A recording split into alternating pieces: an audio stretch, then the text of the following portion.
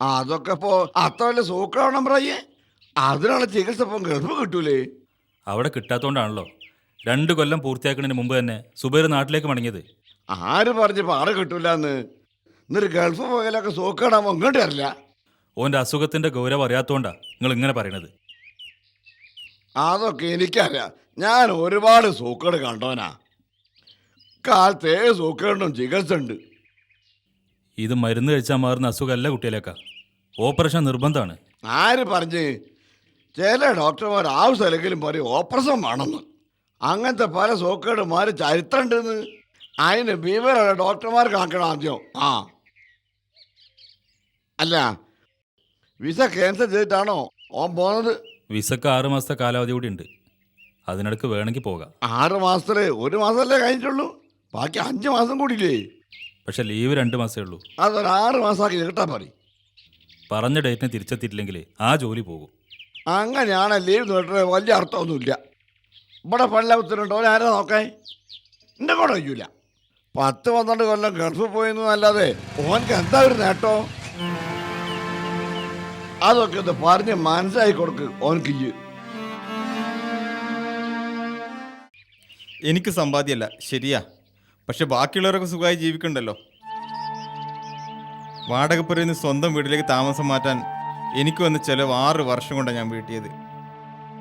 പിന്നെ മൂത്ത 2 പെങ്ങന്മാരുടെ വീട് പണി തകൃതിയായിരുന്നു. ചെലവിൻ്റെ 3/4 ഭാഗവും എൻ്റെ തലയിൽ അവർ കെട്ടിവെച്ചത്.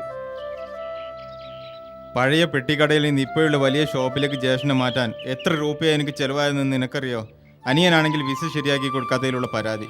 അല്ല, നിന്റെ ജ്യേഷ്ഠനിപ്പോൾ നല്ല ബിസിനസ്സാണല്ലോ. അവനോടാണ് കാര്യങ്ങളൊക്കെ പറയാൻ നല്ലത്. ഒരു പ്രയോജനമില്ല. സത്യം പറഞ്ഞാൽ എനിക്ക് ഗൾഫിൽ നിന്ന് കിട്ടുന്ന അത്രയും സംഖ്യ അവനിവിടെ കച്ചവടത്തിലൂടെ കിട്ടുന്നുണ്ട്. അതുകൊണ്ട് അവനിവിടെ വീട് വെച്ച് കുടുംബത്തോടൊപ്പം സുഖമായി കഴിയുന്നു. അപ്പോഴും ബാധ്യത മുഴുവൻ എൻ്റെ തലയിലാണ്. ആഴ്ചയിൽ ഒരിക്കൽ അവൻ ബാപ്പാക്ക് 100 രൂപ കൊടുക്കും. കൊല്ലത്തിൽ ഉമ്മക്കൊരു കൂട്ടൻ ഡ്രസ്സും. ഇതാണ് അവൻ്റെ ആകെ ചെലവ്. വളരെ ചെറിയ ആവശ്യങ്ങൾക്ക് പോലും വീട്ടുകാർ എനിക്ക് കത്തെഴുതിക്കൊണ്ടിരിക്കും. ജ്യേഷ്ഠൻ വിചാരിച്ചാൽ അതൊക്കെ അവന് പരിഹരിക്കാവുന്നേ ഉള്ളൂ. ആരോട് പറയാൻ? നിന്റെ ജ്യേഷ്ഠനോട് ഇക്കാര്യം ഞാനൊന്ന് സംസാരിക്കുന്നുണ്ട്. അത് പിന്നീടാകാം. അതിനു മുമ്പ് നമുക്ക് ഡോക്ടറെ ഒന്ന് കാണാം. എക്സ്റേ എടുക്കൂ.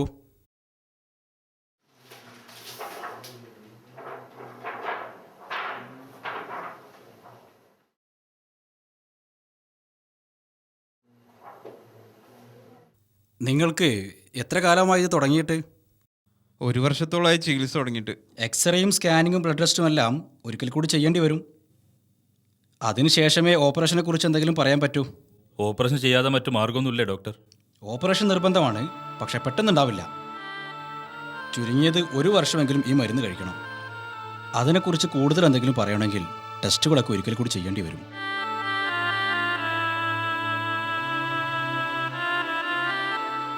ഏതായാലും ഈ മരുന്ന് മുടങ്ങാതെ കഴിക്കണം. 1 മാസം മരുന്ന് കഴിച്ചതിന് ശേഷം ടെസ്റ്റിൻ്റെ റിസൾട്ടുമായി വരണം. ഓപ്പറേഷൻ വലിയ ചെലവ് വരുന്നതാണോ ഡോക്ടർ? 1 ലക്ഷത്തോളം രൂപ ചെലവ് വരും. വരുമാനം കുറഞ്ഞവർക്ക് ഞങ്ങൾ ചില ഇളവുകളൊക്കെ കൊടുക്കാറുണ്ട്. നിങ്ങൾക്കത് ബാധകമല്ലല്ലോ, നിങ്ങൾ ഗൾഫുകാരനല്ലേ?